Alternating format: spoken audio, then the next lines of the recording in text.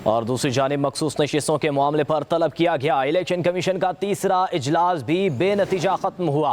Chief election commissioner Sikandar Sultan Raja की ज़ेर सदारत इलेक्शन कमीशन का आला सतह का इजलास हुआ, जिसमें मेंबरान कमीशन, सेक्रेटरी और कानूनी टीम शरीक हुई। कानूनी टीम ने सुप्रीम कोर्ट की वजाहत पर तफसीली ब्रीफिंग दी। ज़राए के मुताबिक कानूनी टीम की ब्रीफिंग के बाद कमीशन ने मुशावरत जारी रखने का फैसला किया।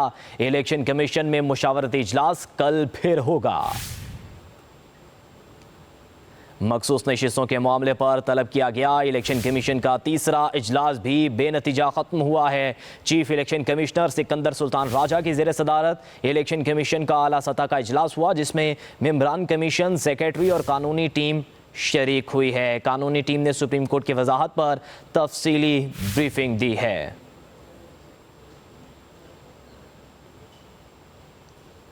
पार्लियामान की बालादस्ती के लिए स्पीकर कौमी असम्बली ने इलेक्शन कमीशन को ख़त लिखा है। पार्लियामेंट बालादस्ती इदारा है।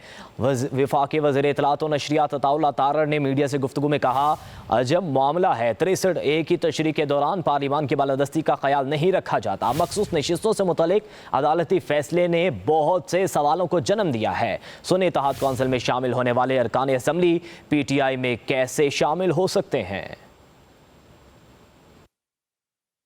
पार्लियामान की बालादस्ती के लिए स्पीकर ने चीफ इलेक्शन कमिश्नर को खत लिखा है। आइन के अंदर पार्लियामेंट्री सॉवरेंटी, पार्लियामान की बालादस्ती, इसका मुकम्मल तौर पे इजहार भी किया गया है और आइन ने जो इख्तियार दिया है कानून साजी का, वो पार्लियामान को इख्तियार दिया है और ये इख्तियार किसी और इदारे के पास नहीं है। रिजर्व सीट्स का फैसला आया है। स्पीकर ने बिल्कुल दुरुस्त कहा कि इलेक्शन एक्ट 2017 जिसमें अमेंडमेंट की गई, पहले से ये रूल मौजूद था कि आजाद उम्मीदवारों ने 48 घंटे के अंदर कोई ना कोई पार्टी ज्वाइन करनी है। आपके फैसले से क्लॉक रिवर्स करके सुन्नी इत्तेहाद काउंसिल के मेंबरान को पार्टी कैसे चेंज करवाई जा सकती है? 63A की जब तशरीह की जाती है तो वो अपनी मंशा के मुताबिक की जाती है, पार्लियामानी बालादस्ती का ख्याल नहीं रखा जाता। और जब रिजर्व सीट का फैसला आता है तो क्लॉक रिवर्स कर दी जाती है और आजाद उम्मीदवारों को भी कहा जाता है आप तहरीक इंसाफ के मेंबर हैं। जिन्होंने सुन्नी इत्तेहाद काउंसिल ज्वाइन की, उनको कहा जाता है कि सुन्नी इत्तेहाद काउंसिल कैंसिल, आपकी एफिडेविट कैंसिल, आप तहरीक इंसाफ ज्वाइन करने के लिए आजाद हैं।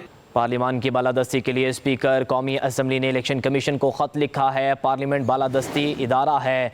वफाकी वज़ीर इत्तलात व नशरियात अताउल्लाह तारड़ ने मीडिया से गुफ्तगू में कहा, अजब मामला है। 63A की तशरीह के दौरान पार्लियामान की बालादस्ती का ख्याल नहीं रखा जाता। मखसूस नशिस्तों से मुतल्लिक अदालती फैसले ने बहुत से सवालों को जन्म दिया है। सुन्नी इत्तेहाद कौंसिल में शामिल होने वाले अरकान असम्बली PTI में कैसे शामिल हो सकते हैं?